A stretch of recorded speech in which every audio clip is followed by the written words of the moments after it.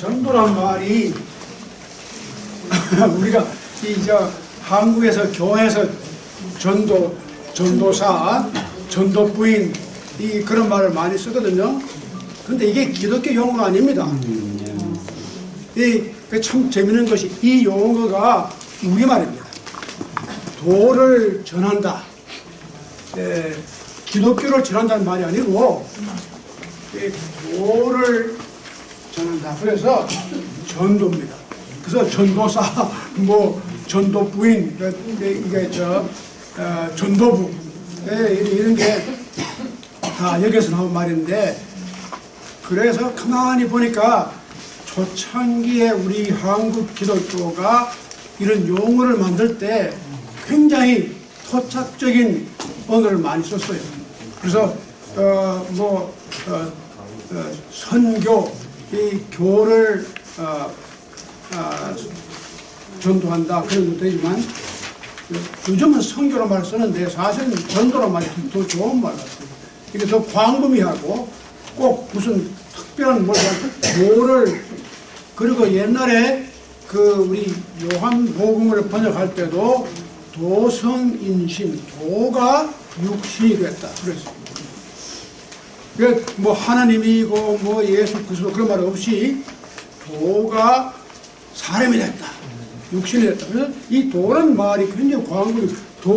이 모임이 사실은 처음에 출발할 때 도덕경을 가지고 했거든, 노자. 그래서 이 모임이 별명이 도덕경입니다.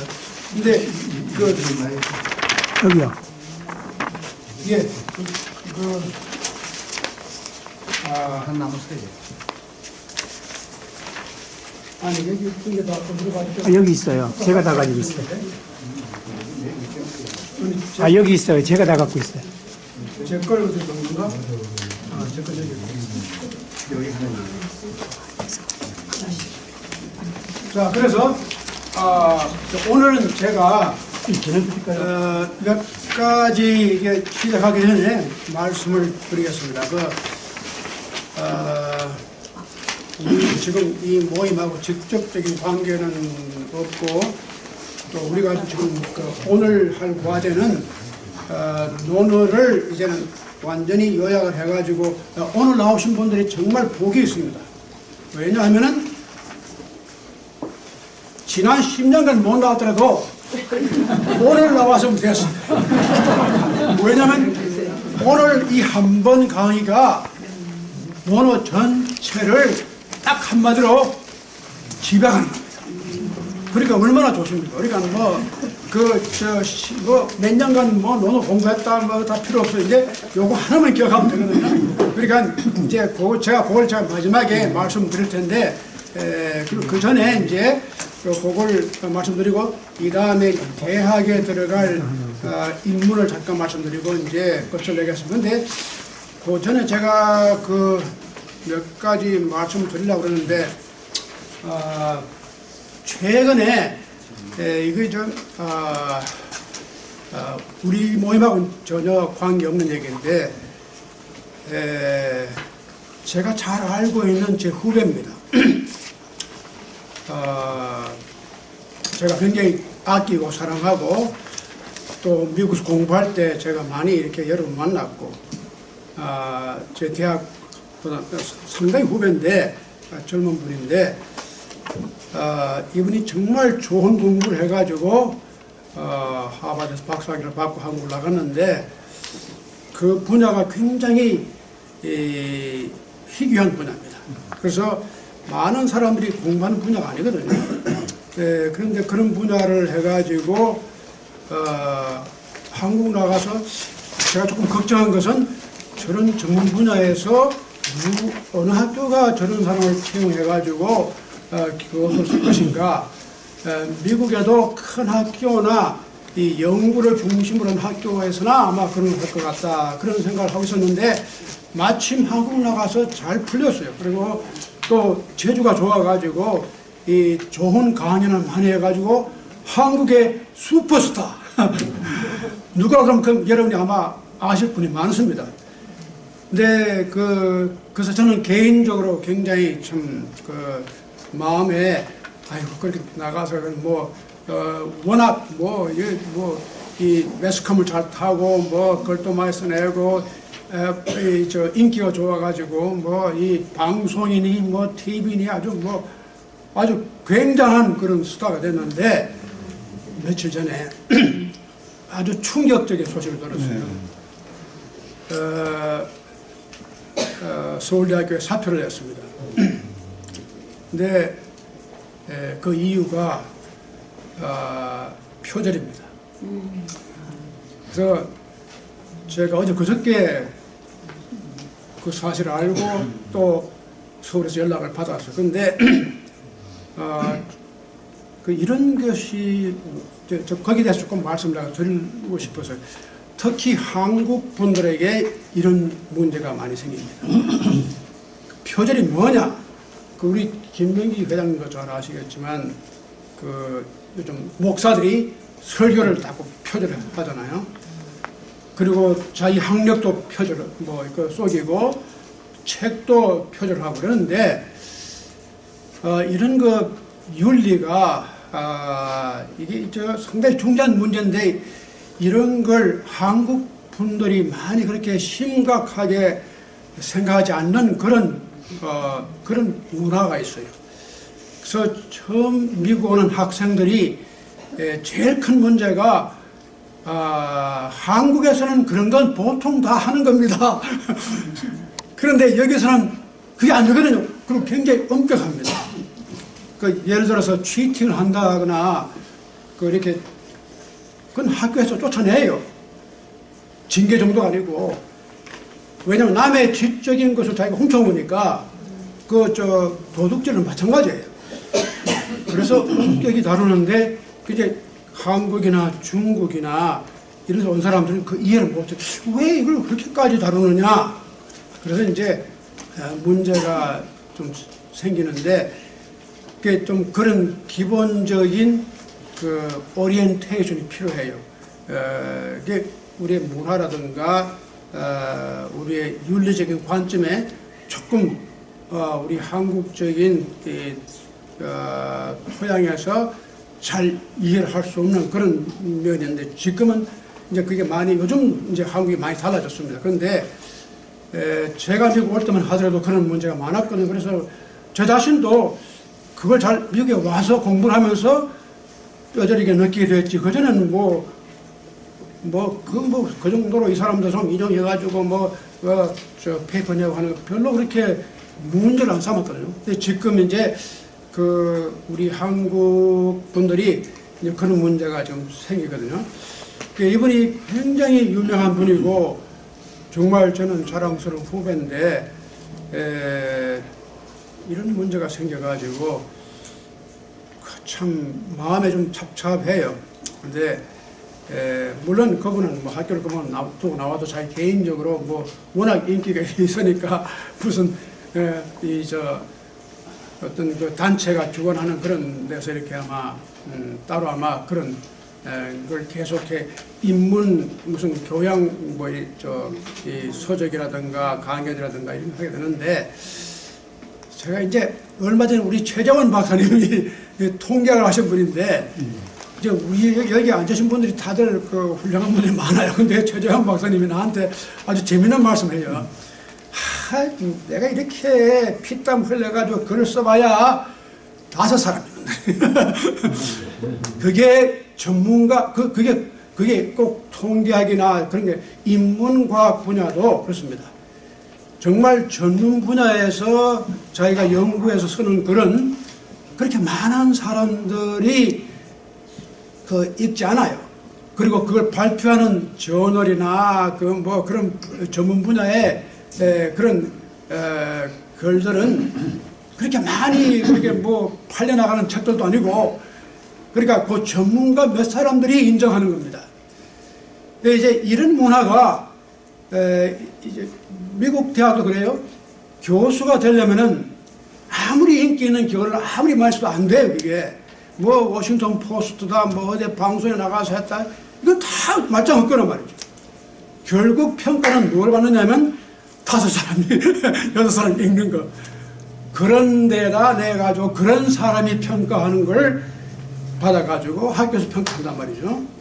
그래서 이제 테너를 받을 때 조교소에서 부교소 올라갈 때 테너 받는데 그거 받을 때 한번 죽을 고비를 저도 아마 위장병이 생겼는데 그때 한 1년간 그 받는 과정이 또 그 다음엔 또 정교수 올라가는 거 그런 거 올라갈 때마다 이제 평가의 기준이 바로 그런 겁니다.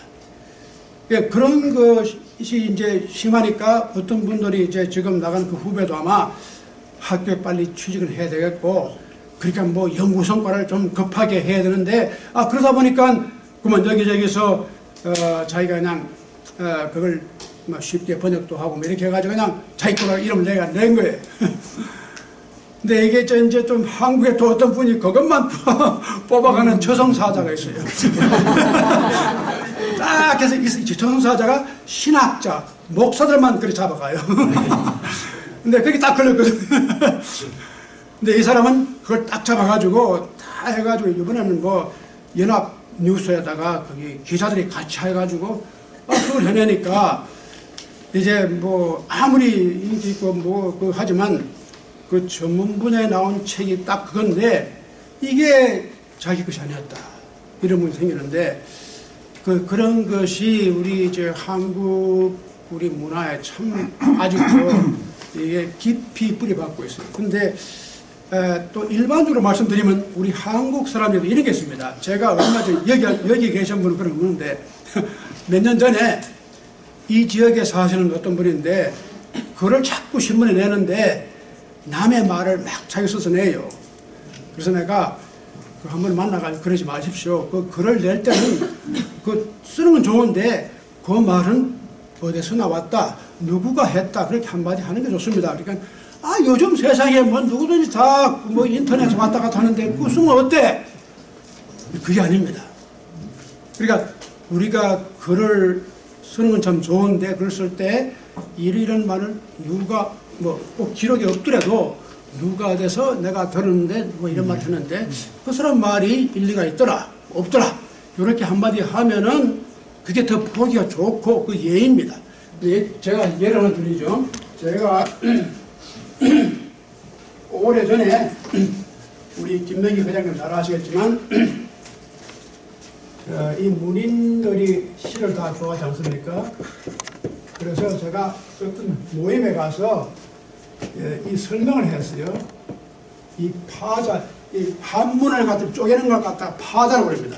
글자를 이렇게 쪼개가 설명하는 걸 말씀은 자에다가 절사자가 들어간다. 그리고 그러니까 이 시라고 하는 것이 어떤 종교적인 심각성이랄까 경외성이랄까 그런 데서 우러나온 말이 시가 된다. 그런 말을 했는데 이게 20년 전입니다.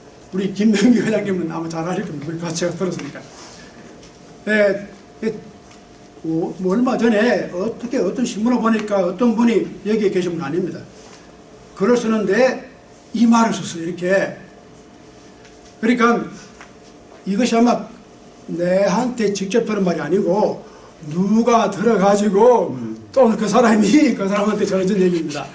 그러니까 우리가 이런 경우가 있으니까 이런 걸 쓸 때는 우리 어떤 모임에서 어느 교수가 이렇게 해석을 하더라. 근데 이게 틀렸다. 또 제 말이 꼭 맞을 필요도 없고 이렇게 해석할 수도 있고 또 그렇게 해석하지 않을 수도 있고 그러니까 그런 문제가 있을 때는 그냥 거기다 토를 하나 달아주면 돼요. 가로하든지 아니면 내가 이런 말은 누구누구는 이렇게 한다. 근데 그런 말을 넣고 쓰면은 그 글이 훨씬 더 훌륭하게 보입니다. 제가 한 20년 전에 그 뉴저지의 두루 대학교에 그 박사 과정의 학생들을 가르치느라고 한 1년간 왔다 갔다 하는데 그 중에 한국 학생이 있었어요. 이 학생이 이제 박사 논문을 쓰는데 글을 제가 보니까 영어로 물론 쓰는데 영어 자체도 문제지만 그 글을 학문적인 글을 쓰면 반드시 갖추어야 할 조건이 있습니다. 그 여건을 갖춰야 되는데 한국말 표기법이라든가 예를 들면 한국말을 영어로 표기할 때 반드시 어떤 법이 있습니다. 덮어놓고 그냥 뭐 발음 나오고 자기가 생각한 대로 쓰는 게 아니고 여기서는 다 간판을 그렇게 붙이잖아요. 한강이나 뭐 설악과 뭐 다 붙이는데 실제로 학문적인 전을 쓸 때는 그렇게 하면 안 되거든요. 일정한 그게 시스템이 있습니다. 그걸 따라서 하게 되어 있는데 전혀 그걸 안 해서 내가 다 그걸 고쳐주고 앞으로 이렇게 하라고 그랬더니 자기가 한참 후에 오더니 선생님 정말 내가 그렇게 하고 보니까 그 다음부터는 그렇게 안 하는 분들 보니까 촌놈같이 보입니다. 이걸 이렇게 써야지 이거 뭐 그러니까 어떻게 옷을 입었는데 굉장히 촌스럽더라. 이게 품위가 없어 보이더라. 이렇게 규격에 맞게 또 토를 달고 한 글들은 맞아서 이 사람들은 굉장히 교양도 있고 전문적인 맛이 나는데 이런 것 없이 감수 그 다음부터는 이 글이 아주 그냥 촌스러워 보입니다. 그러니까 이제 우리가 하나 알아야 할 것은 우리가 글을 쓰든지 뭘 할 때도 이렇게 조금 전문성을 가지기 위해서는 이런 식의 어떤 인용을 할 때 이게 이제 특히 미국에서는 그걸 지적 뭡니까 그 intellectual property 지적 소유권이라고 해서 그게 중요합니다. 근데 우리 한국이나 대만, 여느 중국은 해적판 책도 그냥 다 허락도 없이 그냥 해가지고 막 내고 그랬거든요. 근데 이제 이런 것이 여기 이제 글을 쓰시는 분이 많으니까 앞으로 이런 문화를 우리가 창조를 해서 오늘 좀 보여줘야 돼요. 이제 나 글을 쓸 때는 이렇게 안 쓴다. 여기지만 아주 간단한 거지만 이렇게 표시를 한다. 그 글이 굉장히 품위가 있어 보여요. 그래서 제가 그런 말씀 한번 드리고 그리고 오늘 말씀드릴 것은 지난번에 제가 이 말씀을 드리다 말았거든요. 그래서 제가 이걸 조금 끝내고 다음 말씀을 드리려고 합니다. 자, 그럼 지난번에 우리가 무슨 상당히 중요한 얘기를 했습니다. 이 두려움, 이 공자의 논어 가운데 우리가 흔히 그냥 별로 관심 안 가지고 그냥 읽고 가면은 놓치는 그런 부분이 뭐냐면 공자의 핵심 사상 가운데 있는 사상이 무서움입니다. 두려움입니다.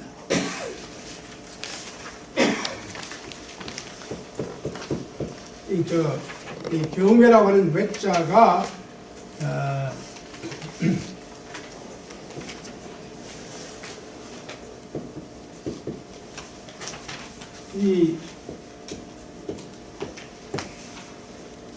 때로는 이걸 갖다가 이렇게 같이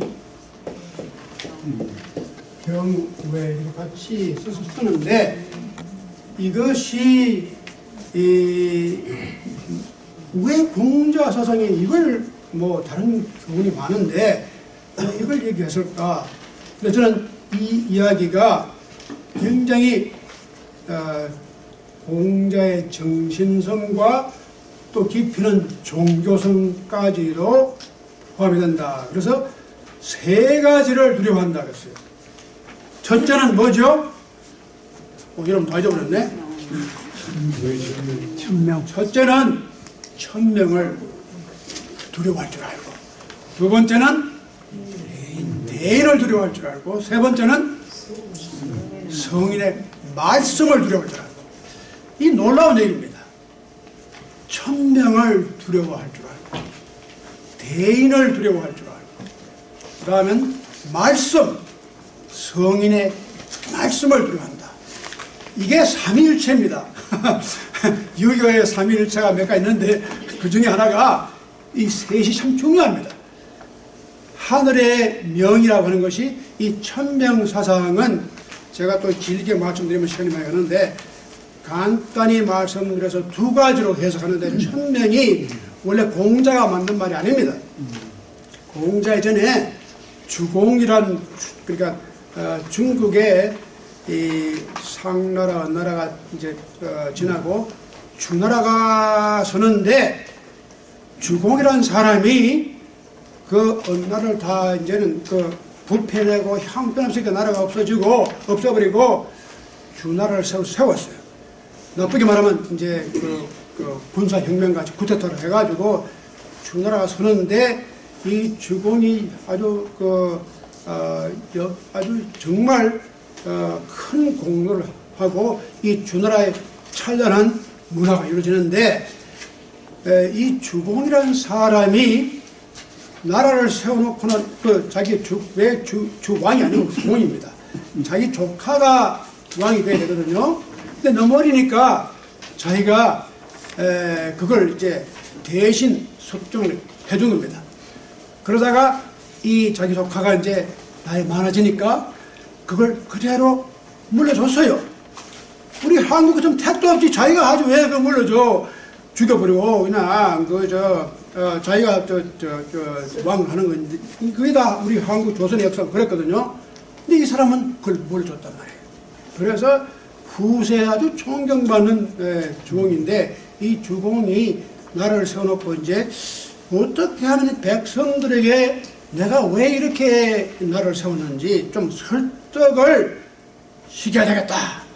그래서 그 이론이 천명. 왜냐면 이게 하늘의 명이다. 그런데 내가 이렇게 나라를 새롭게 이렇게 세운 것은 내가 무슨 임금이 되고 싶어서가 아니고 하늘의 명이다. 천명이라고 그랬어요. 그러니까 그 지나간 그 위임, 그 지나간 그 나라 이건 하늘이 이미 디스플레이, 하늘이 그냥 떠난 거예요.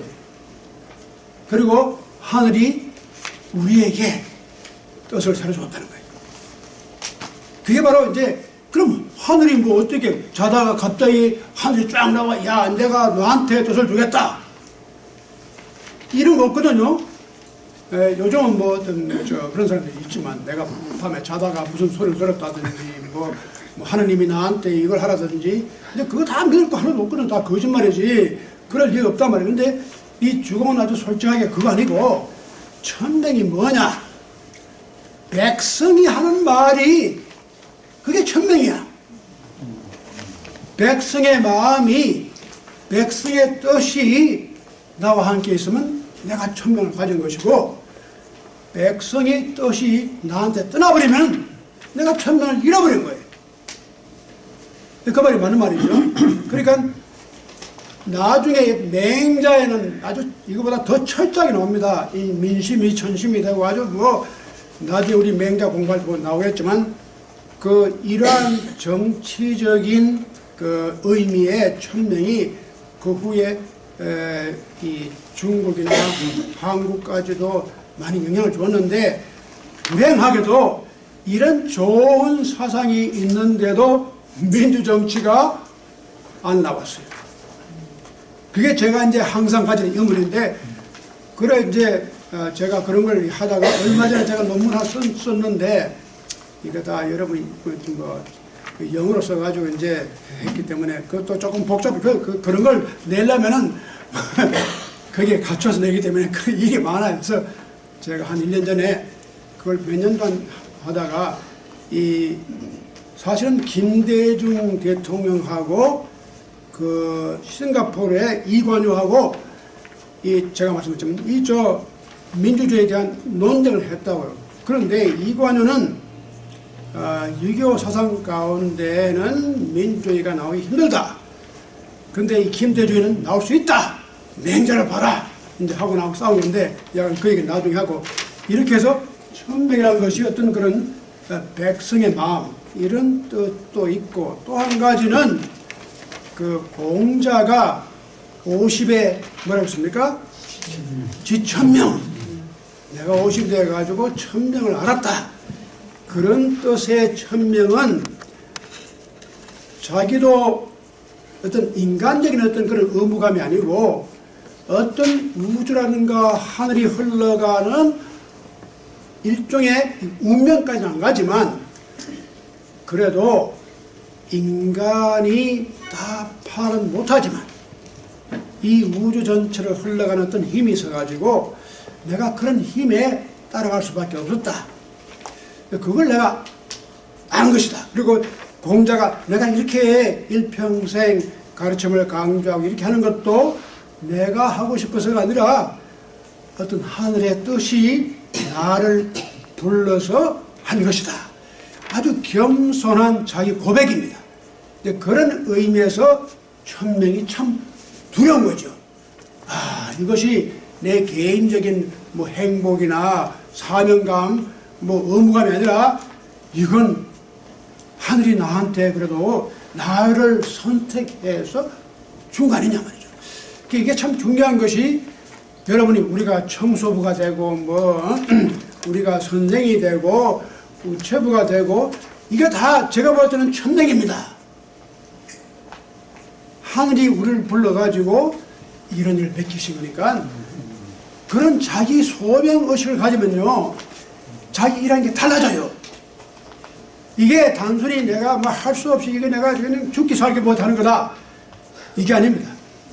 이 일이 남이 볼 때는 어떻게 보일지 모르지만 내가 볼 때는 그래도 하늘의 그 천명이 거기에 대한 어떤 그 두려움이 있어요. 그 일을 대할 때마다 자기가 겸손해지고 내가 이걸 감사하게 생각하고 이걸 받아들이고 그렇게 하는 사람들 꼭 성공합니다. 쓰레기 치는 사람이 그거 해가지고 부자 되잖아요. 그때 그러니까 그런 사명감이 없으면 성공할 수 없어요. 그러니까 이런 것이 이제 인간이 천명 앞에 자기를 낮추고 그걸 두렵게 생각하는 건 참 중요한 얘기입니다. 근데 이 두려움이 이 한문에도 두려움이라는 글자가 거기 나오죠. 구자도 있고 공자도 있습니다.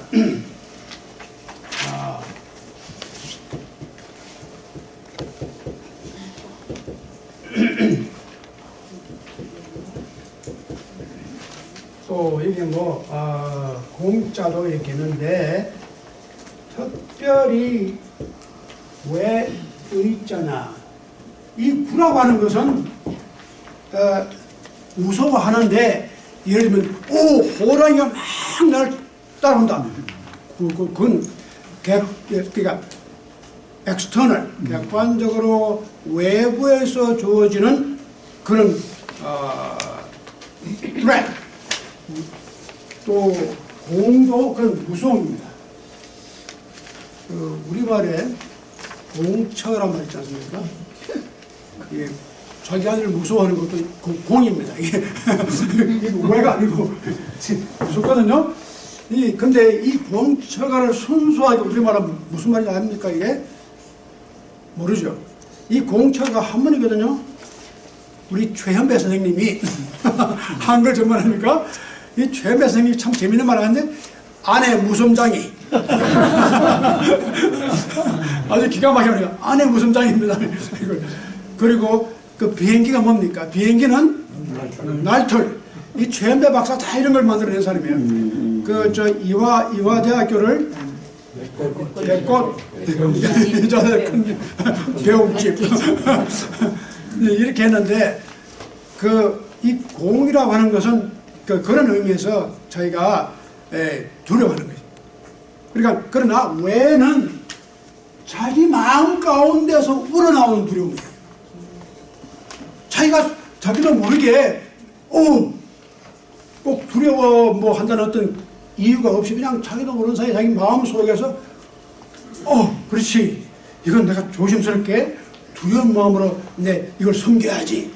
자기 마음 속에서 우러나오는 두려움, 그런 두려움이 이게 바로 외입니다. 근데 우리 전통에는 이 외가 많이 들어갑니다. 이 퇴계는 경을 굉장히 많이 말했거든요. 많이 했는데 여간 그래서 이 외라고 하는 것이 이제 또 한 가지 중요한 것이 이 외는 막연하게 그냥 두려워하는 것, 무서운 것뿐만 아니라 이게 묘하게 두렵기는 해도 이게 참 묘한 게 매력이 있어요. 패스네이션. 아주 이렇게 두렵기는 두려워서 이거 가까이 가야 좀 그런데 그렇다고 그냥 도망갈 수는 없고 자기 마음을 자꾸 사로잡거든요.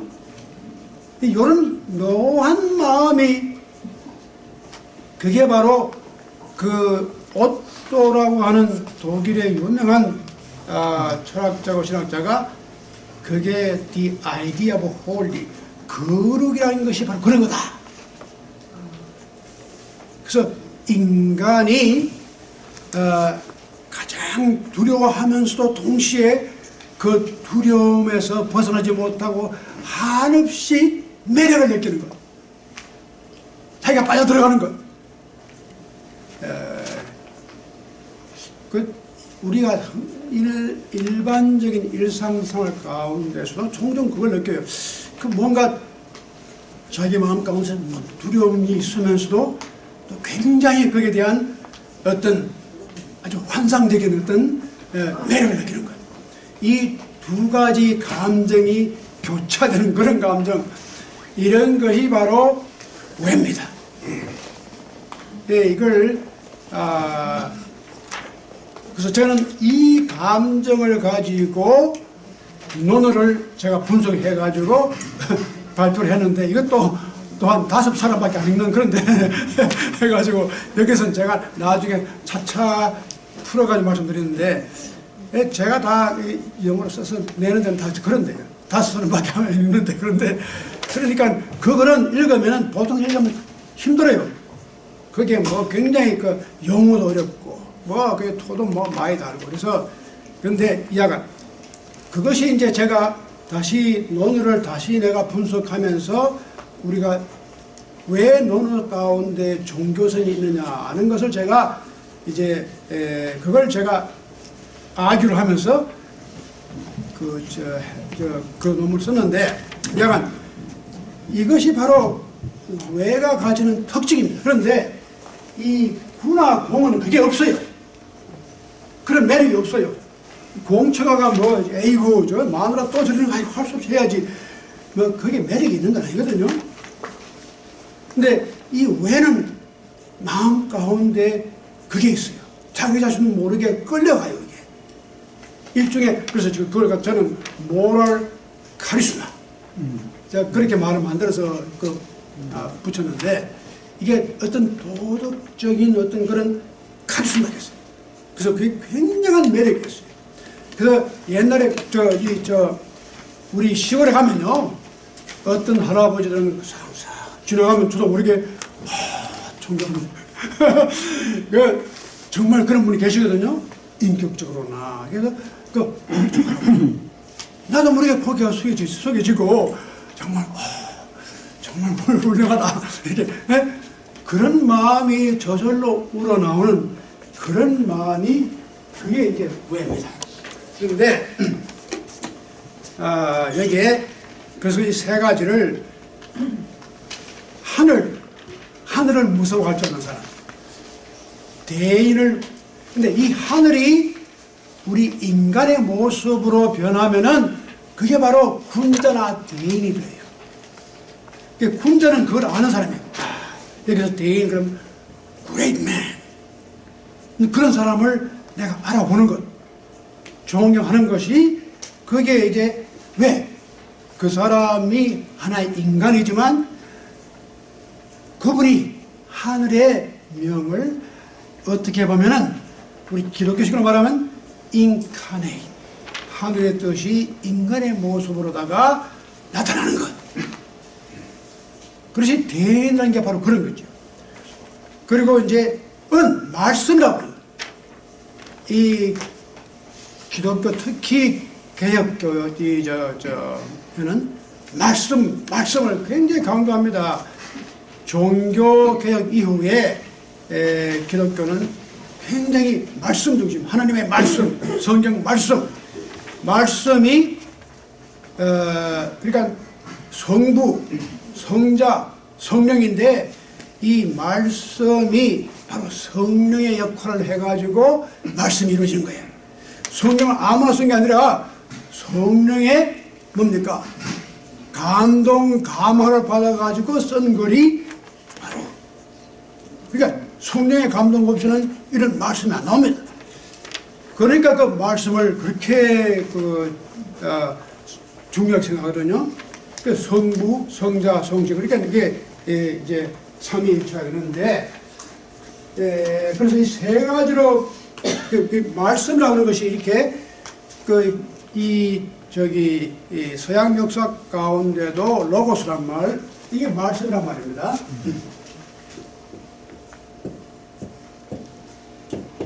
히랍 말에 그 신약 성서가 히랍으로 쓰여졌는데 그 히랍의 말씀이란 말이 로고스란 말인데 이게 원래 히랍 사상의 로고스란 말이 speech, 뭐 language, 또 그러면서 그 속에 무슨 그 reason, 이성 같은 거, 뭐 그게 어떤 합리, 어떤 뭐 원칙 이런 말 다 들어가는데 그 당시에는 이 로고스가 또 이러면 이 우주 만물을 이끌어가는 무슨 원칙 같은 거, 그게 로고스다.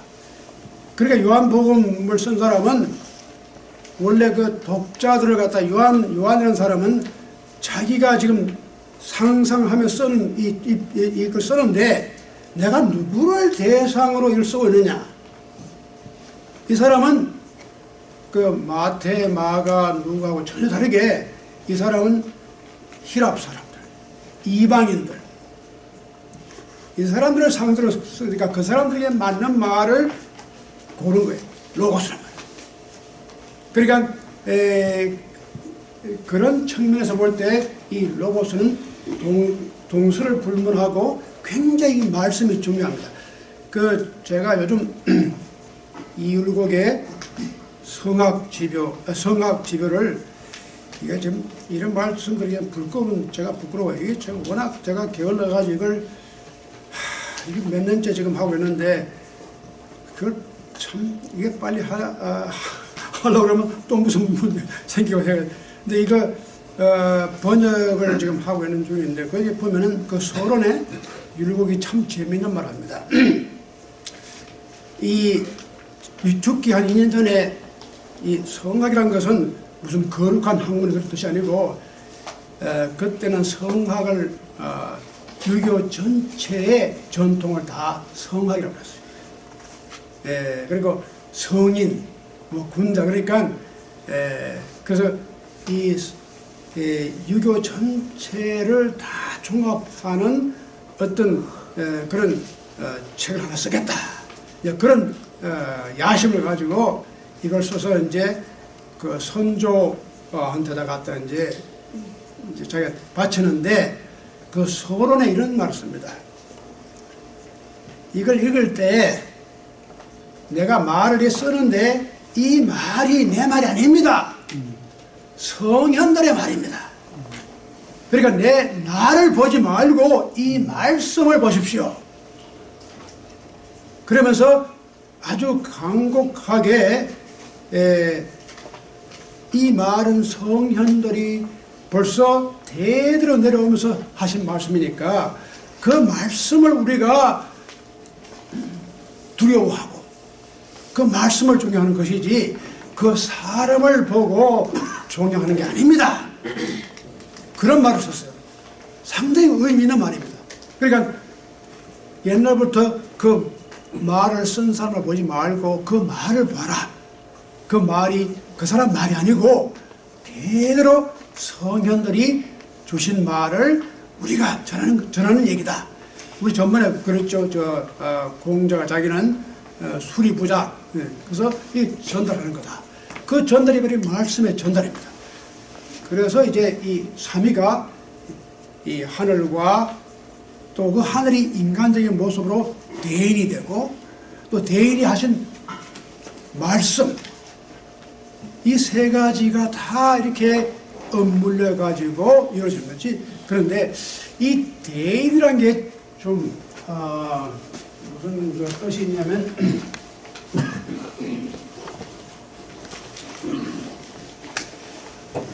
성자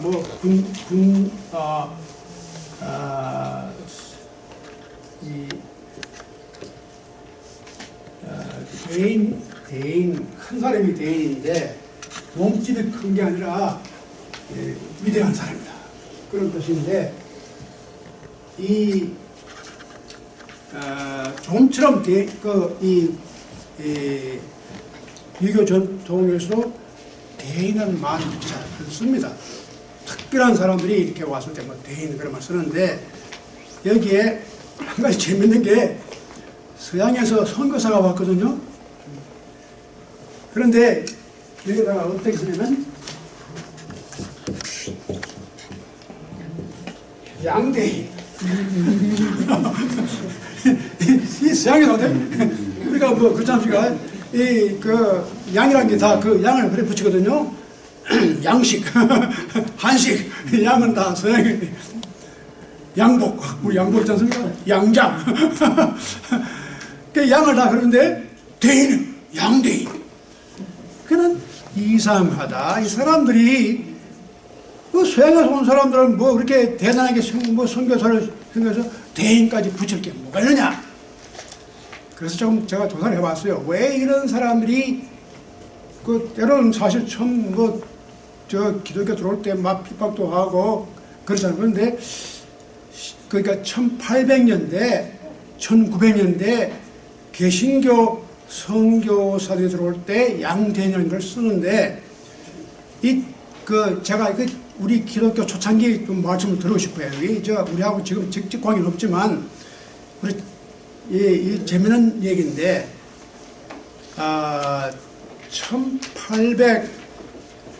1882년에 성경을 우리말로 번역한 사람이 있습니다. 이수정이라고 일본에서 번역을 했어요. 놀라운 거죠. 그때 쪽복음, 뭐 누가복음 이렇게 하나씩 했는데 그래서 선교사가 들어올 때 이미 그걸 한글로 번역된 말을 가지고 들어왔어요. 1886년에는 저기 북간도 그게 존 라스트라고는 스코틀랜드 선교사가 와가지고 이 사람은 한국 땅에 들어오지도 않고 거기서 성경 전체를 번역했어요. 한글로. 참 놀라운 얘기입니다.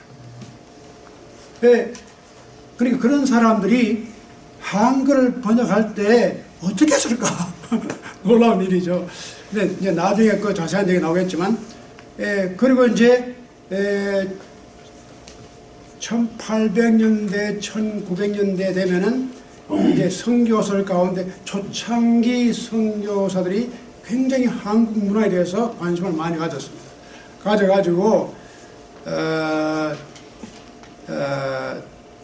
참 놀라운 일이 서양 선교사들이 한국 역사를 썼어요. 그게 이게 언제 썼냐면 1905년에 1906년에 벌써 이 호머 헐버트라는 분이 한국 역사를 1905년에는 History of Korea, 그 다음에 1906년에 유명한 책인데 The Passing of Korea라는 책을 썼는데 이 책 가운데 재미있는 것은 이분이 단군 신화 얘기를 해요. 그리고 이 선교사가 단군 신화와 기독교의 삼위일체를 비교를 해요. 이 환인, 그 다음에 환웅, 그 다음에 단군, 이게 바로 하나님하고 그 아들하고 뭐 이렇게 해서 이렇게 그 비교를 하는데 그 놀라운 생각입니다. 그만큼 그래서 이 사람들이 한국 문화에 대한 존경이 있었구나. 그런데 이제 또 한 가지는 중요한 것이 그러니까 이제 뭐 이게 배제학당도 만들고 이제 뭐 나오는데 그 교육기관도 만들고 또 의료기관도 만들고 이 저기 1882년에 알렌이라는 선교사가 들어와가지고 한국에 제일 첫 뭡니까? 병원을 만드는데 광해원, 그 광해원이 그 다음에 재중원, 그게 나중에 제존이 세브란스 이게 흘러가는데 이 놀라운 게 뭐냐면 이 사람들이 그 고종 황제가 사실은 이 알렌을 그렇게 대접한 것이 그 민영이가 그 뭡니까 갑신정변 때 이 저 칼 맞아가지고 이거 죽을 뻔했는데 이 알렌 의사가 어쩌니 뭐 이 수술해가지고 살았거든요. 그 다음부터는 그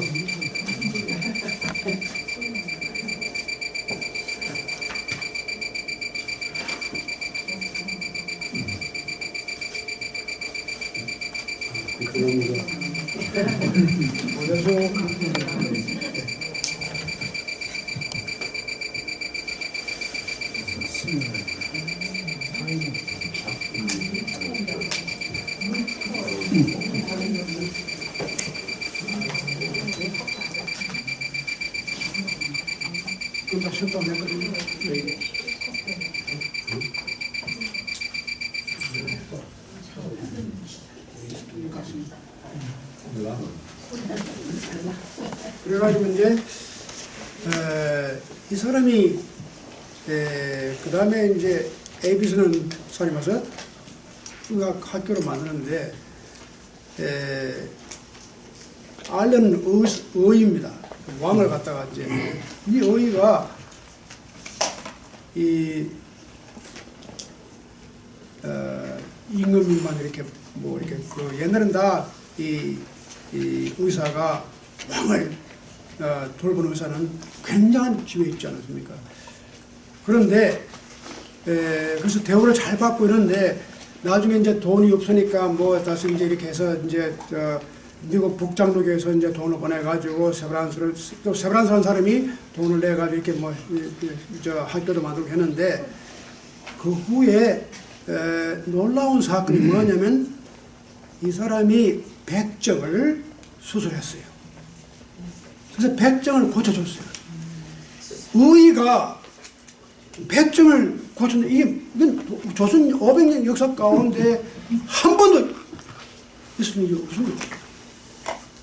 임금님을 돌보는 의사가 무슨 백정을 갖다가 살리려고 자기 데려와가지고 수술해주고 근데 그 백정 이름이 박승천인데 그 사람의 아들이 박서양이 한국의 최초의 의사가 됩니다. 세브란스 1회. 네, 놀라운 거죠. 자, 이러니까 대인이 되죠. 대인이. 양대인. 응? 왜 대인을 붙였느냐? 그 당시에 그 사회적인 도저히 그 당시에는 상상할 수 없는 일을 했거든요. 그런데 그뿐 아니라 이 사람들이 여성 그리고 양반이 교회 나가면요 이 양반 뭐 쌍놈 뭐 다 이제 전도를 해가지고 나왔잖아요. 나오는데 이제 문제가 이 같이 앉는 게 문제예요. 아니 내가 저 백정하고 같이 앉아서 예배 볼 수 있느냐 말이야. 이게 자리를 같이 할 수 없거든요. 이것이 문제가 돼. 남녀는 이미 이렇게 휘장을 딱 해가지고 이제 갈아놨는데 양반 쌍놈은 어떻게 하냐 말이에요. 양반은 앞에 앉히고 저기 저 쌍놈은 저 뒤에 앉히고 이게 또 말이 안 되거든요. 그래서 나중에는 따로 독립해 나갑니다. 이제 그런 역사가 있는데 이제 그것이 다 여기서 나왔기 때문에 한국 근대화에 굉장히 중요한 역할을 많이 했습니다. 그래서 그건 우리가 부인할 수 없는 일인데 그래서 이 알렌 같은 사람은 백정을 이게 해방시키는 운동도 해주고 그런데 약간 그래서 이 삼위일체를 얘기를 하면서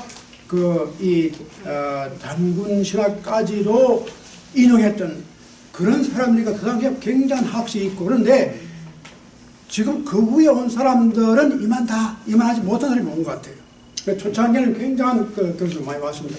자, 거기까지 하고, 자, 그 다음 시간이 많이 바뀌기 때문에 들어가면은 이제 이 세 가지, 근데 왜 3이냐?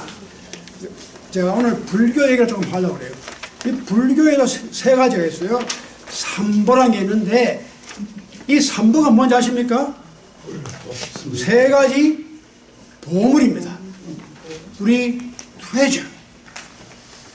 예, 그 불교에서는 우리 기독교에서는 성부, 성자, 성신의 이름으로 뭐 하고 하는데 불교는 삼보의 이름으로 합니다. 첫째는 누굽니까? 제일 부다. 두 번째는 달마. 세 번째는 상가. 이 달마는 우리 한문 법입니다.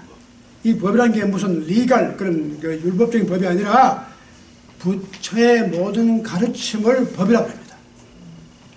그 다음에 상가는 뭐냐면 성가, 성녀들이 모여 사는 그런 이런 게 다 그런 전통을 성가하는데 우리나라에 3대 절이 있거든요. 근데 이게 뭐 경치가 좋다거나 뭐 이게 뭐 절이 크다거나 그런 거 말고 불교적인 사상을 대표하는 절이 3개 있습니다. 여러분 아십니까? 어느 절 같습니까? 조계사. 아니 그러니까 전통적 조계사 나중에 생기고 역사적으로 보면은 통도사, 해인사. 해인사가 있죠. 왜 해인사가 그렇게 유명합니까? 8만 대장경이 뭡니까? 그게 법입니다. 달마. 불교의 삼일체 가운데가 하나가 가르침인데 8만 대장경이 그 있으니까 또 하나는 어디입니까? 송광사입니다. 제가 이제 우리 김명기 회장님하고 저하고 늘 꿈이 있거든요. 우리가 종종 꿈을 꾸는데 무슨 꿈이냐면 언젠가는 여러분들 다 모시고 한국을 한번 나가서 송강사를 가는 송강사를 갔다가 그 밑에 뭡니까 그 밑에 그 다산이 있던 뭡니까 강진 거기도 갔다가 또 도산성원도 갔다가 저기 오죽헌도 갔다가 우리 둘이 모이면 종종 그런 이제 막연히 언젠가는 한번 우리가 그걸 합시다. 그런데 이 송강사가 왜 유명하냐면 이게 쌍가 이 진울이 고려 때 보조국사 진울이 이 송강사에서 주지를 하면서 거기에 그 진울이 참 중요한 역할을 했습니다. 한국 불교의 굉장한 공헌한 분입니다. 그분이 그러니까 뭐 그걸 또 내가 자세히 말씀드렸어요. 그래서 이 송강사가 계속 그런 학생을 많이 키웠어요. 심지어는 외국에서 오는 사람들이 불교 공부를 할 때는 다 송강사로 갑니다. 그래서 송강사에 가면은 요즘은 다 뭐 한국에 뭐 수세식 변소 있고 근데 옛날 절에 가면 무슨 수세식 변소가 있어. 근데 송강사는 수세식 변소 다 줬어요. 거기는 외국 학자들이 많이 오니까 제가 1988년에 그때 올림픽 할 때 나가서 거기서 좀 며칠 지났는데 거기 뭐 수세식 변소 다 있고 잘 되어 있어요. 제가 한번 여러분을 모시고 송강사를 한번 가고 싶어요. 아주 아담하고 참 좋은 절. 이 절이 바로 그걸 상징적으로 대표하고 또 하나는 뭡니까? 아닙니다. 양산 통도사. 이 양산 통도사가 왜 중요하면 이 통도사 그 탑 안에 부처님이 돌아가신 다음에 손톱이나 발톱이나 뭐 이렇게 뭐 머리카락이나 뭐 하나 남은 거 있으면 다 그걸 가져가지고 이제 그걸 절을 지었거든요. 근데 뭐 그 진짜인지 그런지 모르지만 통도사 안에 뭐가 하나 이 발톱이 있든지 뭐 손톱이 있든지 뭐 머리카락이 하나 있든지 그래가지고 통도사가 그 이제 붙다. 그래서 이 한국의 3대 절이 바로 그래서 이제 해인사, 통도사, 송강사가 됩니다. 그래서 근데 이런 삼위일체적인 생각이 불교나 기독교나 유교나 다 공통적으로 들어가 있다는 게 상당히 이게 놀라운 일입니다. 자, 이제 이게 제가 더 뭐 말씀드릴 게 많지만 그만하고 그 다음 우리가 이제 마지막 넘어갈 게 있는데 제가 전번에 말씀드렸죠. 여러분 뭐 지난 5년간 10년간 뭐 여기 안 나오시고 뭐 언어에 대해서 전혀 모르고 해도 오늘 마지막 30분을 잘 보내시면 대님 졸업 자격이 나옵니다. 왜냐? 저 논어를 보면은 이 공자의 제자들이 우리하고 비슷해요. 아이고 공자님 뭐 그렇게 뭐 별의별 말 다 하고 가르침 많이 들었는데 머리 남은 게 한 것도 없어. 다 이제 왔다 가버리고 이거 뭔가 딱 하나 해주면 좋겠는데 뭐 그런 거 없으니까 이 학기말 되면 학생들이요. 아이고 이거 뭐 한 학기 동안 뭐 노트하고 뭐 책 읽고 이거 말고 딱 한 가지만 말해주십시오. 이게 인간의 심리입니다. 그죠? 뭘 배운 게 복잡한 거 다 알 필요 없이 딱 한마디. 이걸 그 제자들이 요구를 하는데, 근데 이런 요구를 누가 또 받았습니까? 예수님이 또 받았어요. 근데 이런 그 위대한 분들은 다 이런 질문을 받게 돼요. 그 복잡한 얘기 그만두고 딱 하나만 주십시오. 근데 이 공자가 딱 하나, 이제 그러니까 아이고 내가 딱 하나 하긴 좀 못하고 내가 2개 줄게. 그래서 충과 서다. 그런데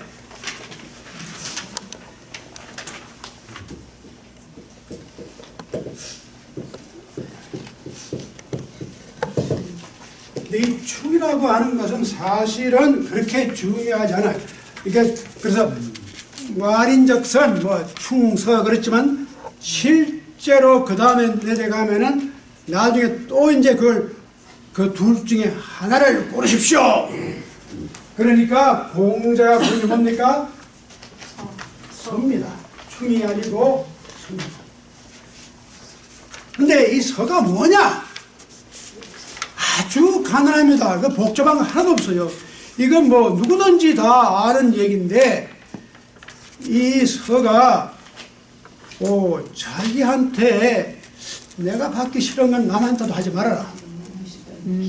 이 아주 이거 뭐 누구든지 다 아는 얘기. 이 저 마태복에 보면 그 예수님도 그렇잖아요. 그 저 교훈에 뭐 남에게 대접을 받기를 원하는 대로 너희는 뭐 대접해라. 이 골든 룰. 근데 그건 좀 하라는 적극적인 편이고 이거는 하지 말아라. 이건 do not do others whatever you do not want others to do you. 그러니까 others, 다른 사람이 자기한테 해서 내가 싫어할 건 내가 안 하는 게 좋겠다. 이게 이제 서입니다. 그런데 이 서가 그래서 이 유명한 말입니다. 이게 이게 제일 마지막에 15에 23 나와 있는데 마지막에 기소불욕 물시의인, 이건 아주 유명한 말입니다. 여기에 한자에서 항상 기는 뭡니까? 자기죠. 그 다음에 이는 남입니다. 항상 기는 자기를 말해요. 자기.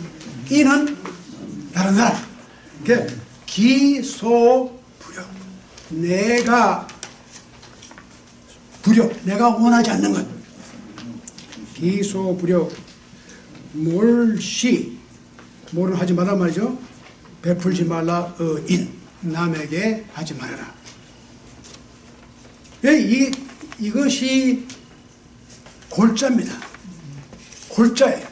그리고 그 비슷한 말을 하나 위에 올라가면 16장 28절에 부인자, 그러면 인을 공자 사상 가운데 가장 중요한 사상이 인입니다.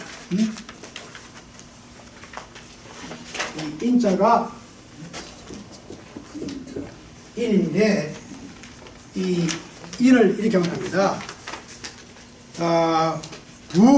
부인자. 일반적으로 말할 때 대개 인자는 기요, 입, 이민 자기가 일어서기를 원하면은 남을 일으켜주라. 이게 참 좋은 말입니까? 내가 일어서기를 원하는데 그 원하는 그대로 남도 남을 일으켜 세워주라. 그 다음에 기욕달 이달인 자기가 요즘 달이라는 건 잘 나간다 그 말이에요. 야 저게 뭐 달인이다 뭐 그러잖아요. 뭐가 이게 정말 출세를 하고 잘 나가고 그 분야에서 굉장히 성공하는 게 다 달인데 다 우리가 기욕 내 자신이 그 달하기를 원하면은 남이 달할 수 있도록 해주라. 예, 우리 요즘에서는 너 죽고 나 살자 아닙니까? 그래 남들 다 해쳐버리고 자기가 혼자 나가야 되지 뭐. 근데 이게 반대로 내가 달하려면은 다른 사람을 달하게 해줘라. 이게 참 중요한 말입니다. 그리고 내가 일어서려고 노력할 때 다른 사람도 일으켜주라는 거예요. 이게 이제 유교 윤리의 가장 핵심입니다. 근데 우리가 윤리라고 하는 걸 얘기할 때 그 윤리의 기본을 어디 두느냐? 몇 가지로 윤리학자들이 구분하는데, 자, 우리 생각해 보십시다. 윤리가 어디서 나오는 거냐? 예를 들면 기독교나 유교나 이슬람 같은 종교는 이 윤리의 기본적인 소스, 그 원조가 어디서 옵니까? 하늘, 이 신이 우리한테 준 겁니다. 십계명도 모세가 하나님한테 받았고, 그 하나님께서 우리에게 명령하시는 겁니다. 그래 인간은 그걸 따라하는 거예요. 그리고 인간이 이렇게 뭐 도둑질 하지 말아라, 뭐 하지 말아라 하는 거 왜? 십계명이 있으니까. 그게 메타 에틱스. 그러니까 그것은 우리 인간 세계를 떠나가지고 권위가 내가 그렇게 행동해야만 한다는 그 행동의 권위가 초자연적입니다. 그것이 이제 하나의 권위 되고, 또 한 가지는 칸트 같이 그런 거 없애버리고 인간이 이건 꼭 해야 되기 때문에 캐테고리컬 임페러티브, 이건 정언적인 명령이다. 인간이 누구든지 인간답게 취급하는 것은 꼭 내가 뭐 하늘에서 받은 것이 아니고 인간이 마땅히 해야 할 일이다. 근데 이렇게 보는 그 윤리의 그러니까 바탕을 거기에 두는 사람도 있고, 또 어떤 사람은 이렇게 자기가 윤리적인 행위를 함으로써 다른 사람에게, 많은 사람들에게 이익을 베푼다. 목적이 있잖아요. 그래서 여러 사람들에게 좋은 이익을 가져주기 위해서 내가 이렇게 하는 겁니다. 그래서 자기가 정직하다든지 자기가 뭐 성실을 해야 하다든지 이런 것이 왜 하느냐? 그건 어떤 목적이 있어요. 이렇게 함으로써 우리 집안도 잘 살고 뭐 우리 저기 동네도 잘 살고 또 남에게 내가 그 베풀어놓아서 그 사람들이 잘 살게 되고, 어떤 목적이 유틸리테리안, 많은 사람들에게 이익을 끼친다. 그러니까 내가 정의롭게 또 평등하게 뭘 해야 된다. 그러니까 우리가 다 같은 행동을 하더라도 그 이유가 다 다릅니다. 그런데 자, 유교나 공자가 생각했던 윤리의 기초는 어디 있느냐? 뭐 이런 초월적 없습니다. 뭐 하나님이 있어서 신이 있어가지고 이렇게 하라고 명령한 것도 없고, 또 그렇다고 해서 이렇게 함으로 말미암아 앞으로 내가 복을 많이 받고 잘 산다, 어떤 그런 이기적인 목적도 없고, 또 그렇게 함으로써 우리가 결국은 이 세계 인류 만방에 큰 공을 한다, 그런 목적도 없고, 그런 게 다 없어요. 또 그래서 무조건 그냥 뭐 이건 의무니까 사명이니까 그냥 하는 거야. 뭐 내가 상을 받든 벌을 받든 관계없이 무조건 정직하는 것 그뿐이야. 이런 것도 아닙니다. 근데 공자가 생각했던 윤리의 기초는 그게 아닙니다. 바로 서거든요. 이 서라고 하는 것은 내한테 싫은 것은 남에게도 하지 말라. 내가 생각해 봐가지고, 야, 이건 내가 해서는 안 되는 건데, 그러면 상대방이 안 하면 될 거 아니야. 응? 그래, 우리가 이게 어떤 그 도덕적으로 그런 하면 상상을 해볼 수 있잖아요. 뭐, 사지, 역지 그런 거 있지 않습니까? 그러니까 내가 입장을 바꿔놓고 생각할 때, 이런 상황에서 내가 얼마나 힘든데, 내가 그 사람을 좀 도와줘야지. 이런, 자기 나름대로 상상을 할 수 있단 말이죠. 그래서, 내가 일어서려고 그렇게 힘든데, 그러니까 상대방을 일으켜서 세워주는 거고, 또 내가 좀 막 내가 성공하기 그렇게 원하는데, 그러자면 상대방도 원할 거 아니냐. 원해주고. 이런 얘기가 바로 이제 그 공자가 가지는 윤리의 그게 이제 이게 밑바닥입니다. 여기에 입각해가지고 모든 윤리가 나온다. 그 인이라고 하는 것도 바로 이런 데서 나오는 거거든. 근데 그래서 인자는 다 이런 것. 인을 이게 뭐 인을 우리가 뭐 여러 가지로 번역하지만 약간 그 뭐 인자함이라든가 자비함이라든가 뭐 그 영어로 말하면 benevolence 뭐 love, humanity 여러 가지 번역하는데 약간 그런 사람들은 다 이렇게 자기가 원하고 있으면 상대방이도 원하게끔 해주는 것. 그래서 이제 결론적으로 기소불욕 물시의인 이 말은 아주 여러분 다 잊어버리니까 이 한마디 외워가지면 여러분 아주 그럴듯합니다. 기소불욕 물시의인 요것만 배우면요 다 이제 합격입니다. 다 A 맞습니다. 뭐 이거 하나 하면 진짜 문자 써도 아주 그럴듯한 문자입니다. 이 공자의 논을 전체를 지배한 게 바로 이겁니다. 기소불욕 물시의인 이거 지금 당장 외우세요. 기소불욕 물시의인 이것만 배우면 다 되는 겁니다. 그런데 이 참 재미난 게 이게 말은 쉬워도 실제로 행동하기 어려워요. 근데 제가 한 가지 또 재미있는 예를 하나 들려. 오늘 선교사 얘기를 많이 했는데 저기 또 하나 합시다. 이 초창기에 선교사가 들어왔는데 한국에 선교사 들어와서 이제 교육사업, 그다음에 의료, 또 한 가지 한 게 뭡니까? 스포츠. 근데 이제 한국에는 그런 현대적인 스포츠가 없었잖아요. 뭐 테니스라든가 뭐 배구라든가 뭐 이런 게. 그런데 이 선교사에 와서 이제 테니스 코트를 만들어 놓고 이제 이 전구를 치는 거예요. 치는데 여름에 전구를 막 치니까 뭐 땀이 뭐 한 바퀴 흐른다.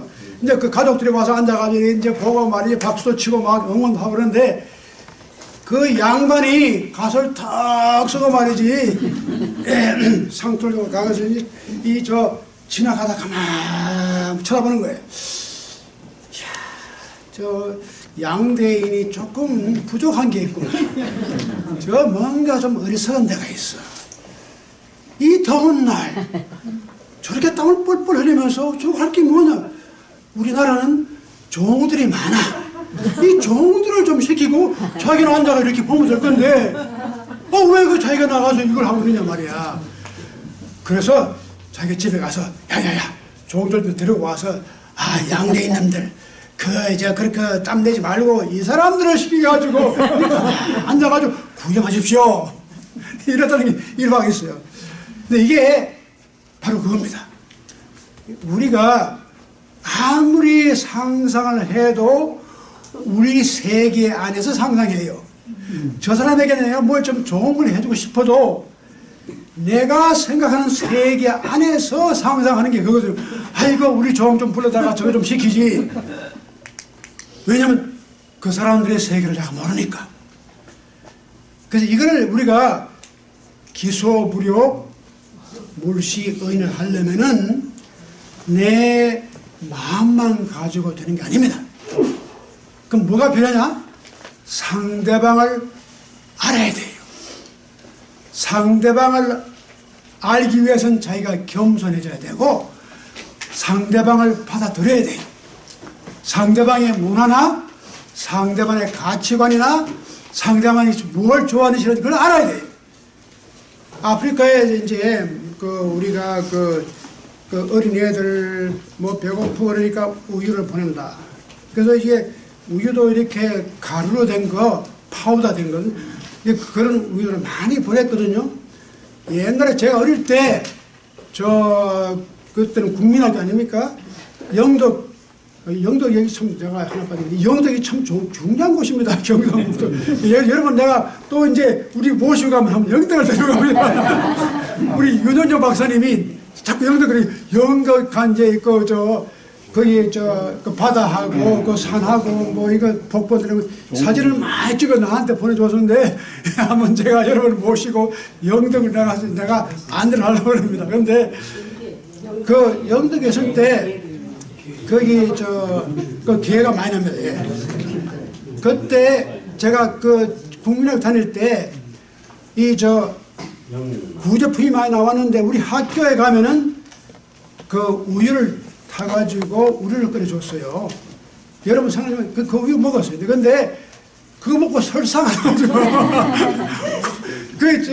이 우유가 우리 몸에 잘 맞지도 않고 또 뭐 이렇게 덧대는 끓인 물도 아니고 그냥 찬물에 타가지고 마시고 그러니까 물론 미국 사람들은 다 좋은 마음에서 보내줬겠죠. 그렇지만 실제로 그 현지 사정을 모르니까 그게 도움이 안 되는 거예요.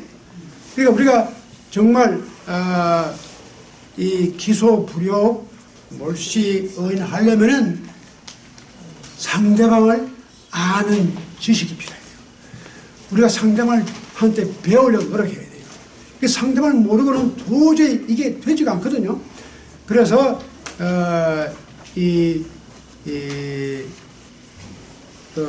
요즘 말하면 크로스 칼처럴 다른 문화를 갖다가 우리가 이해하고 다른 종교를 이해하는 이유가 그 사람들의 생각이나 그 사람들의 역사나 그 사람들의 가치관을 우리가 겸손하게 배우고 이해를 해야지만 우리가 진정한 의미에서 그 사람들을 도울 수가 있고 또 그 사람을 도울 때 내 자신이 도움을 받아요. 그러니까 우리가 파니카 제가 늘 인용하는데 우리는 이제 컴패러티브 그런 말 하지 말자 이게. 뭐 누가 감히 앉아가지고 비교를 하느냐 말이야. 동양, 서양 비교를 한다. 뭐 기독교와 불교를 비교를 한다. 자꾸 비교한다는 말 하지 말고 이제는 서로 배우자. 내가 다른 사람, 다른 문화로부터 배우듯이 다른 종교부터 배우고 내가 다른 문화권에서 배우고 서로가 서로에서 임파라티브 스타디 컴파라티브 아니고 임파라 말이 이태리 말이 그 라틴 말에서 배운단 말이에요. 상대방에서 배우는 것. 이것이 앞으로 21세기를 향해 가는 인류의 가장 중요한 것이 이것이 중요해요. 이제까지는 자 비교를 한다면 누가 비교해? 내가 이미 기독교인인데 비교하면 당연히 기독교가 우세하죠. 또 불교인이 비교하고 당연히 불교인이 이게 불교야 이게 우세하죠. 그래 그리고 이거 난 종교 다 필요 없어 하고 앉으면 그 종교가 없으니까 비교 안 되는 거예요. 그러니까 이쪽에 앉아도 안 되고 저쪽에 앉아도 안 되고 또 뉴트럴 그런 데서도 안 돼요. 자기가 모르는데 어떻게.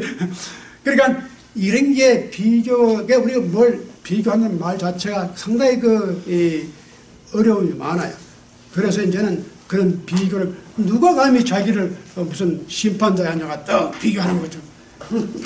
비교될 수가 없어요. 사실 그렇잖아요. 다 우리가 우리 속에 속해 있는데 이렇든 저렇든 간에 이 장자의 재미있는 말이 나와요. 이제 누가 옳으냐 그러냐 싸우는데 이 유대교 rabbi도 나오는데 이제 둘이서 열심히 이제 내가 옳다 하냐 싸우니까 그 제자가 우리 선생님한테 가서 물어봅시다. 그 선생님이 뭐라고 판단하는지 모르고 그 가서 보니까 A는 이렇게 돼가지고 이거 다 했는데 제가 옳습니다. 이 사람이 틀렸어요. 그래서 이거 말 듣더니, 그래, 그건 네 말이 옳다. 그렇게, 아닙니다. 선생님, 내 말 들어보십시오.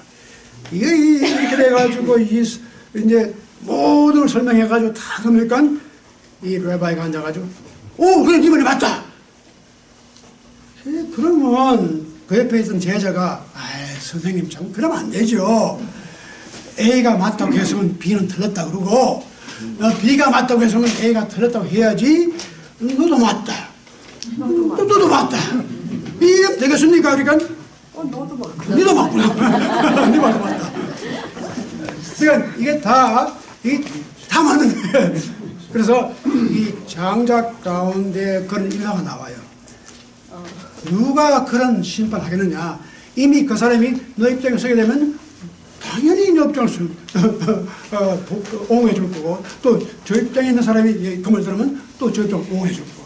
그래서 이제는 그런 자기가 감히 비교한다는 말보다도 우리가 다 상대방으로부터 겸손하게 배우는 입장, 이런 문화라든가 이런 윤리가 앞으로 21세기를 지배할 윤리다. 이게 바로 공자윤리입니다. 공자윤리가 2500년 전의 윤리가 아니라 앞으로 미래에 우리를 이끌어갈 윤리가 바로 이런 윤리입니다.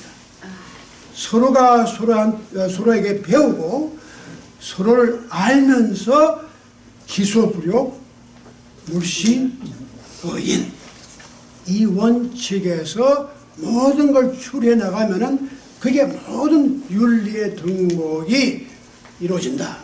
그래서 우리가 제가 윤용전 박사님하고 종종 다투기도 하고 논쟁도 하고 그러는데, 이 윤용준 박사님은 경작을 원래는 학원가를 했는데, 또 어쩌게 하다 보니까 뭐 수학도 하고 또 이제 뭐 경작도 하고, 근데 이분이 같이 이렇게 연구를 하던 분이 제임스 부캐넌, 유명한 노벨 경제상을 받은 분입니다. 여기 조지 메이슨에서 1987년에 받았는데, 근데 그 또 제임스 부캐넌 하액이라고 또 유명한 분의 그 전통이었고, 또 하액은 또 유명한 아담스 근데 이게 제가 왜 이런 말씀드리냐면, 경제를 저는 모르는데, 유교 윤리하고 자본주의가 무슨 상관이 있느냐 하면 그런 말씀을 이건 뭐 제가 경제를 뭐합니까? 자본주의, 이게 공산주의는 다들 이꼴 서로 생각해가지고 가난한 사람에게 주고 하는데, 이 자본주의는 전부 지 욕심만 내고 말이야. 약육 강식밖에 더 되느냐. 그래서 아담 스미스라든가 무슨 뭐 하액이라든가 이런 전통에서는 안 맞는 거다. 그런데 요즘 제가 이렇게 해보니까 꼭 그렇지 않아요. 이제 이 인이라는 게 참 중요한 말입니다. 이 불쌍히 여기는 말이거든요. compassion, 또 이게 benevolence, empathy, sympathy, 뭐 이 compassion, 이게 다 여기 들어가 있는데, 돈을 버는 사람들이 돈 없는 사람을 다 뺏어가가지고 아주 그 악질적인 부자도 있습니다. 우리 흥부와 놀부에서 나오는 얘기도 있고 그런데, 그러나 또 어떻게 보면은 인간의 휴먼 네이처, 인간에게 주어진 것이, 공자는 이게 다 있기 때문에 이게 가능하다고 했어요. 인간 마음에 이게 다 없으면 이게 가능하지 않아요. 이게 있기 때문에 남의 입장도 내가 원하는 대로 주는 그런 마음이 다 여기서 출발하는데, 이걸 보면 자본주의가 다 그렇게 악이 아닙니다. 제가 늘 말씀드리지만, 어제 제가 레간이 대통령 할 때 레간 밑에서 우리 한국 여자분으로서는 가장 높이 올라간 분이 있어. 웬디 브램이라는 사람인데, 그 당시 외관 대쪽에 뭐 인터내셔널 커뮤니티인가 뭐가 거기 연방 정부에서 굉장히 높은 자리에 올라갔어요. 이 웬디 그램 여자가 그 하와이의 3세, 유명한 3세인데, 그 사람의 남편이 필 그레인이라고 세네터를 했습니다. 텍사스 출신인데, 근데 이 사람이 텍사스 A&M, 그러니까 조지 허벌 부시가 그 워커 부시가 그 HW 부시가 묻힌 곳입니다. 그 학교에 경제학 교수로 있으면서 웬디 그레함을 인터뷰를 해가지고 불러놓고 결혼해버렸어요. 그랬는데 그 필 그레함이 어릴 때 굉장히 어려웠어요. 자기 호르몬이에서 자라면서 신문 배달하고 이런 걸 하면서 공부를 했는데, 이제 이 사람이 공화당이 돼가 나중에 뭐 이렇게 뭐 레간 밑에서 자기 부인은 그 일하고, 이 사람은 세네터를 하는데 이런 말을 했어요. 내가 옛날에 가난할 때 공부할 때 그때 생각해보니까 나를 도와준 사람은 다들 부자가 도와줬지 가난한 사람은 못 도와줬더라. 그 말이 맞는 말이에요. 그런데 돈이 없으니까 어디서 도와줘요. 그러니까 다 돈 번 사람이 다 악덕한 건 아니고 돈 번 사람에게도 이런 마음이 있어요. 그러니까 이걸 굉장히 긍정적으로 생각하는 거예요. 그래서 아담 스미스가 쓴 책 가운데 물론 국부론이 뭐 가장 유명하지만 그 중에 하나가 The Moral Sentiment, 도덕적인 뭡니까? 감성. 근데 이 아담 스미스는 이 책이 더 중요하다고 생각했거든요. 인간은 누구든지 이런 도덕적인 센티, 그게 바로 이겁니다. 이게 그거는 이거. 그러니까 인간에게 아무리 자본주의를 외축해도 이 속에 이게 있다는 거예요. 남을 척거나 여기는 마음이 있어가지고, 그러니까 굉장히 자본주의에 대해서 아주 패시미스틱하게 보지 말고 우리 그런 시스템 안에서도 이렇게 나올 수 있는 긍정적인 요소가 있다는 거예요. 우리 옛날 말에 제가 어릴 때, 야, 인심은 쌀떡에서 난다. 아니, 그 쌀떡에 쌀이 없으면 인심 안 돼, 여기에. 할 게 뭐가, 나올 게 뭐가 있어요. 그 쌀떡에 쌀이 좀 채야지 인심이 나오는 거예요. 그러니까 우리가 이런 걸 보면은 그 아담 스미스가 왜 그런 책을 썼던가, 자본주의를 주장하면서도 그 속에 인간의 본성이 그래도 남을 생각할 줄 아는 본성은 다 있다는 거예요. 이게 인간이 날 때부터 타고난다고 했어요.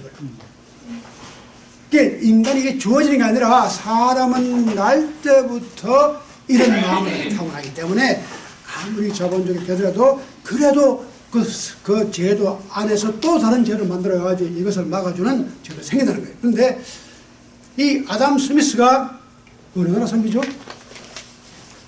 보이지 않는 손. 네? 이 사람이 스코틀랜드 사람이죠. 예. 그런데 이 스코틀랜드가 세 가지가 유명합니다. 첫째는 골프, 그 다음엔 위스키, 세 번째는 아담 스미스. 그런데 이 스코틀랜드 사람이 상당히 재미있는 사람들이 많아요.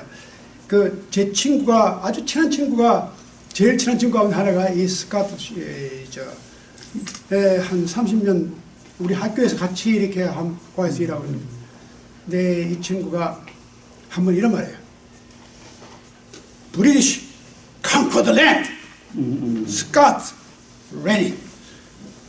영국 사람은 땅을 점령하고 스카치 가가지고 실제로 그걸 운영하는 것은 스카치입니다. 그런데 이 아담 스미스가 굉장히 그런 점에서 참 존경을 해요. 자기가 자본주의적인 생각을 했지만서도 인간의 본성이 이런 게 있다는 것. 그 인간의 본성을 갖다가 잘 키우면 얼마든지 우리가 자본주의 시스템, 꼭 공산주의 같이, 공산주의는 볼 때는 아주 기가 막히게 잘 주고, 뭐 뺏어가지고 다 주고, 요즘 최근에 한국의 어떤 국회의원인가 뭔가 하는 말이 삼성에서 22조를 뺏어가지고 주면 다 된대요, 이게. 이런 무식한 말을 하고 있는, 이 말, 도대체가 말이 안 되거든요. 이게 무슨 민주당인가 무슨 더불어인가 뭔가 하는데, 약간 이런 말, 22조를 갖다가 삼성에서 빼냐마, 이거 다 주면 다 해결되는 거예요, 이게. 그건 뭐, 국민학교 3학년짜리 얘기를 하는 거예요. 그 경제를 어떻게 돌아가는지도 모르고, 사회 같은, 그냥 빼가 주면 되는 걸, 이 생각하는데, 이 아담 스미스가 이런 생각을 했다는 건 상당히 참, 우리한테 여러 가지 의미를 많이 주고 또 이것이 바로 이 공자가 생각했던 방소입니다. 그래서 이제 여러분이 이제 이 시간이 많이 갔는데 마지막으로 이제 졸업장을 제가 드리겠습니다. 여러분이 다 한 번 더 외워봅시다. 기소불용 시효인. 이 한마디를 잘 새기면은 여러분이 다 공자사상을 전부 다 이제 통독하신 겁니다. 그리고 제가 다음 달에는 2월 달에 우리가 대학과 중용이 있는데 이 4석 가운데 이 대학이 상당히 짧지만 굉장히 중요합니다. 그래서 가장 짧으면서도 가장 중요한 책이 대학인데 이걸 좀 우리가 조금 심도 있게 조금씩 시작을 해볼까 합니다. 예, 감사합니다. 예.